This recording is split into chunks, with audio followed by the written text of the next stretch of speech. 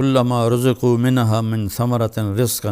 قالوا هذا الذي رزقنا من قبل وأتوا به متشابها ولهم فيها أزواج مطهرة وهم فيها خالدون۔ یہ جنت سے متعلق کہ اللہ تبارک و تعالیٰ فرماتے ہیں کہ دیکھو میرے بہن بھائیو، میرے عزیزو، میرے بچوں بچیوں، دنیا آئیڈیل ہوم نہیں، دنیا آئیڈیل لائف نہیں، یہ پیپر ہو رہا ہے سب کا، کسی نہ کسی شکل میں ہم سب اللہ کو امتحان دے رہے ہیں، اور پھر ایک دن یہ پیپر چھن جائے گا۔ جیسے امتحان دیتے ہیں تو 3 گھنٹے کا ٹائم ہوتا ہے، تو جو ہی وہ ٹن ہوتا ہے تو پیپر چھین لیا جاتا ہے۔ ہماری ٹن ہے موت، موت کے ساتھ ہی ہم سے یہ زندگی کا پیپر چھین لیا جائے گا۔ جو اس پہ لکھا ہے وہ اللہ کہے گا اقرأ کتابک کفیٰ بنفسک اليوم علیک حسیبا، میرا بندہ یہ پڑھ لے پیپر اپنا، یہ سب کچھ تیرا اپنا کیا ہوا ہے اور تیرا اللہ حساب کرنا بہت جانتا ہے۔ کچھ خوش قسمت ہوں گے جن کے پیپر اچھے ہوں گے وہ جنت میں جائیں گے، کچھ بدقسمت ہوں گے جن کے پیپر برے ہوں گے وہ جہنم میں جائیں گے۔ لوگ کہتے ہیں اپنی مرضی کی زندگی گزارو اور مزے کرو، اللہ کی قسم اپنی مرضی کی یہاں کوئی بھی زندگی نہیں گزار سکتا، چاہے وہ سلیمان علیہ السلام کی حکومت کا مالک ہو، قارون کے خزانے ہوں۔ یہ دنیا کا ڈیزائن ہی ایسا ہے کہ اپنی مرضی ٹوٹتی رہے گی، ٹوٹتی رہے گی، ٹوٹتی رہے گی۔ یزید بن عبد الملک 3 بر اعظم پہ حکمران تھا، عبد الملک کا بیٹا، اس کے بعد ولید آیا اور اس کے بعد سلیمان آیا، پھر حضرت عمر بن عبدالعزیز رضی اللہ عنہ آئے، پھر عبد الملک کا بیٹا یزید آیا۔ تو وہ ایک دن کہنے لگا کون کہتا ہے کہ بادشاہوں کی زندگی مزے کی نہیں ہوتی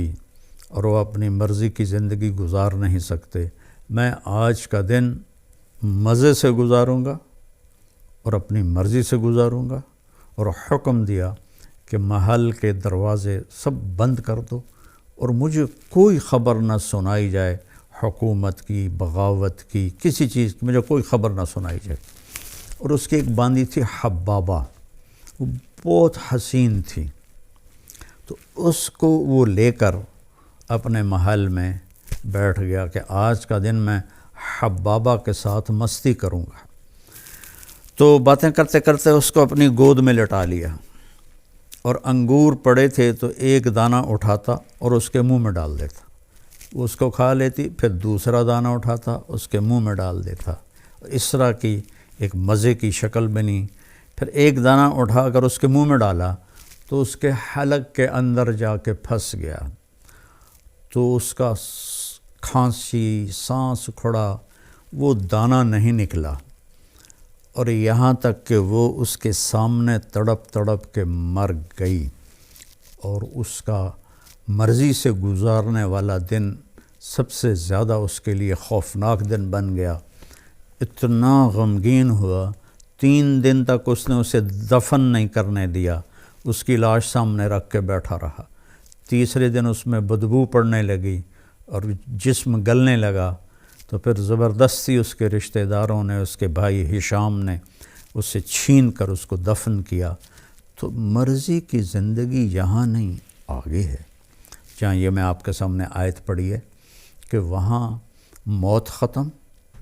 بڑھاپا ختم، بیماری ختم، غریبی ختم، فقر ختم، غم ختم، دکھ ختم، ہر قسم، نیند ختم، نیند بھی نہیں آئے گی، ہمیشہ جاگتے رہیں گے۔ تو اللہ فرما رہے ہیں کہ ان کو جب بھی کوئی پھل پیش کیا جائے گا تو وہ کہیں گے یہ تو ہم نے ابھی کھایا ہے، لیکن جب وہ کھائیں گے تو پتہ چلے گا کہ نہیں، یہ تو کوئی اور ہے، وہ تو اس کے مشابہ تھا جو پہلے کھایا تھا۔ تو اس پر میں آپ کو حدیث سے وضاحت کرتا ہوں کہ حدیث شریف میں اس آیت کے ذیل میں ابن القیم رحمہ اللہ نے ایک حدیث لکھی ہے کہ جنتی بیٹھے ہوں گے میاں بیوی سارے تختوں پر، تو دروازے پر دستک ہوگی اور ایک فرشتہ، نوکر دروازہ کھولے گا تو ایک فرشتہ کھڑا ہوگا تھال لے کر، اور تھال کے اوپر ایسے کپڑا ہوگا، وہ کہے گا اپنے مالک سے اجازت دو، مجھے اللہ نے بھیجا ہے۔ تو اللہ کی طرف سے آیا ہوا بھی جنتی سے اجازت لے کے اندر داخل ہوگا۔ یہ عزت و جلال و کمال کی بات۔ یہاں تو آج بادشاہ ہوتا ہے، کل پھانسی چڑھ جاتا ہے۔ تاریخ پڑھو کیا حال ہوا لوگوں کا۔ وہ اجازت دے گا تو آ کر اس کے سامنے ایسے تھال پہ رکھے گا، کہا جی یہ اللہ نے آپ کے لیے تحفہ بھیجا ہے۔ تو جب وہ ایسے اس سے کپڑا اٹھائیں گے تو کہیں گے او بھائی یہ تو ابھی کھایا ہے، یہ تو میری جنت کا پھل ہے، یہ تو میں نے ابھی کھایا ہے۔ تو وہ فرشتہ کہے گا کہ اللہ تعالیٰ فرما رہے ہیں کہ ذرا ایک ٹکڑا اس میں سے لے کر آپ چکھیں۔ تو بیگم صاحب بھی بیٹھی ہیں، میاں صاحب بھی بیٹھے ہیں، تو وہ اس کو کاٹنے کی تو ضرورت نہیں پڑے گی، وہ ہاتھ لگائیں گے، وہ کٹ کے ہاتھ میں آ جائے گا، اس کو منہ میں ڈالیں گے۔ بیگم نے بھی ڈالا، خامن نے بھی ڈالا۔ تو اگر میرے نبی نے فرمایا اس کی جنت میں، یہ آگے میں مثال کے طور پر عرض کر رہا ہوں، اگر اس کی جنت میں 10 کروڑ قسم کے پھل ہیں، ویسے تو کروڑوں شروڑوں کی وہاں کوئی گنتی نہیں ہے، لامحدود ہے، مثال دے رہا ہوں، اگر اس کی جنت میں 10 کروڑ قسم کے پھل ہیں،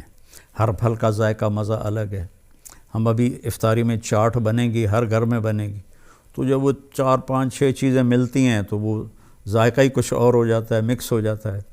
تو جب وہ اس کو منہ میں رکھیں گے تو ان کی جنت میں جتنے پھل ہیں، ہر پھل کا ذائقہ الگ الگ الگ اس ایک لقمے میں اللہ انہیں محسوس کروائے گا، اور پھر آواز آئے گی وَأُتُوا بِهِ مُتَشَابِهًا، میرے بندے یہ اس کے مشابہ تھا، یہ وہ نہیں تھا جو تم کہہ رہے تھے۔ اور پھر مزے کی بات اس سے اگلی کہ دنیا کی سب سے بڑی نعمت عورت ہے مادی نعمتوں میں، اور عورت کے لیے سب سے بڑی نعمت مرد ہے مادی نعمتوں میں۔ تو یہاں ہم سب پیشاب پخانے میں بھرے ہوئے ہیں، ہر ایک کے ساتھ پیشاب بھی لگا ہوا ہے، پخانہ بھی لگا ہوا ہے، بیماری بھی لگی ہوئی ہے، موت بھی لگی ہوئی ہے، بڑھاپا بھی لگا ہوا ہے۔ تو وَلَهُمْ فِيهَا أَزْوَاجٌ مُطَهَّرَةٌ، تمہاری بیویاں ہوں گی پاکیزہ، نہ وہاں کوئی حمل ہوگا اور نہ وہاں کوئی ولادت ہوگی، اور نہ بڑھاپا آئے گا، نہ رنگ بدلے گا، نہ روپ بدلے گا، نہ جوانی ڈھلے گی، نہ غم سے پریشانی آئے گی، نہ ڈپریشن ہوگا، نہ انزائٹی ہوگی، خوشیاں ہی خوشیاں، پاکیزہ، خوشبودار۔ اللہ تعالیٰ جنت کی عورت، دنیا کی عورت کو جنت کی عورت سے 70,000 گنا زیادہ خوبصورت بنائے گا جنت میں۔ اور جنت کی حور کا حسن بتا دوں کہ یہ دیکھیں، یہ میری یہ انگلی کا یہ اس کو فنگر ٹپ کہتے ہیں، فنگر ٹپ، اور عربی میں اس کو بنان کہتے ہیں، اردو میں پورا کہتے ہیں، کہ جنت کی حور کا یہ پورا اس طرح سورج کو دکھا دیا جائے، جیسے لائٹ میرے سامنے ہے، اس طرح دکھا دیا جائے تو سورج اس کی انگلی کے پورے کے نور کے سامنے غائب ہو جائے گا، جیسے سورج کے سامنے ستارے غائب ہو جاتے ہیں۔ تو ایمان والی عورت کا حسن کیسا ہوگا، جو کبھی ڈھلتا ہی نہیں، کبھی ڈھلے گا نہیں، کبھی خواہشیں نہیں مٹیں گی، اب تو یار بوڑھے ہو گئے، اب تو کچھ ہوتا نہیں۔ تو ایک جگہ میں بیٹھا تھا، کافی پرانی بات ہے، تو ایک صاحب کے سامنے قورمہ آیا، وہ بوڑھے ضعیف تھے، تو میں پاس بیٹھا تھا، میں اس وقت کوئی 34-35 سال کا تھا، تو انہوں نے قورمہ اپنے سامنے سے ہٹا کرنا میرے سامنے رکھ دیا اور کہنے لگے لو بھائی کھاؤ، ہمارے تو کھانے کے دن بھی گئے اور نہانے کے دن بھی گئے۔ تو وہاں ایسا کبھی نہیں ہوگا، کبھی نہیں ہو، اور ویسے نہانے کی ضرورت بھی نہیں پڑے گی۔ تو وَهُمْ فِيهَا خَالِدُونَ، سب سے بڑی دولت، ہمیشہ ہمیشہ ہمیشہ ہمیشہ۔ کبھی کبھی میں سوچتا ہوں نا کہ نو اینڈ، کوئی انتہا نہیں، یہ کھوپڑی میری ایسے ایسے ہلنے لگتی ہے، چونکہ ہمارا دماغ تو لمیٹڈ سوچتا ہے، کھلا نہیں سوچ سکتا ہے۔ ہم فیہا خالدون، کروڑوں سال کے بعد بھی وقت آف ہو جائے گا، وقت کا سوئچ آف ہو جائے گا، جیسے معراج پر جاتے ہوئے اللہ نے پوری دنیا میں ٹائم سوئچ آف کر دیا تو آپ 7 آسمان، جنت، دوزخ، عرش، فرش، لوح و قلم، کرسی اور اللہ تک کا دیدار کر کے آئے اور واپس آئے تو بستر ویسے ہی گرم تھا، تو اللہ تعالیٰ وہاں وقت کو آف کر دے گا۔ تو یہ 2 پہلے پارے سے میں نے آیات چنی تھی آپ کی خدمت میں پیش کرنے کے لیے۔ میرے نبی نے فرمایا کہ اطلب الجنت جہدکم، جنت کمانے کے لیے پوری جان لگا دے، وَاہْرَبُوا مِنَ النَّارِ جَہْدَكُمْ، اور جہنم سے بچنے کے لیے پوری جان لگا دے۔ دنیا کے لیے نہیں کہا کہ پوری جان لگا دے، کہ جنت کے لیے کہا پوری جان لگا دے۔ اللہ تعالیٰ نے جب دنیا کے لیے فرمایا تو کہا فَانْتَشِرُوا فِي الْأَرْضِ، جاؤ زمین میں جاؤ میرا رزق تلاش کرو۔ نماز کے لیے فرمایا فَاسْعُوا إِلَىٰ ذِكْرِ اللَّهِ، نماز کے لیے تیزی سے آؤ، تیزی سے آؤ، بھاگ کے آؤ نماز کے لیے۔ جنت کے لیے فرمایا سارعوا إِلَىٰ مَغْفِرَةٍ مِّن رَبِّكُمْ وَجَنَّةٍ عَرْضُهَا السَّمَاوَاتُ وَالْأَرْضِ،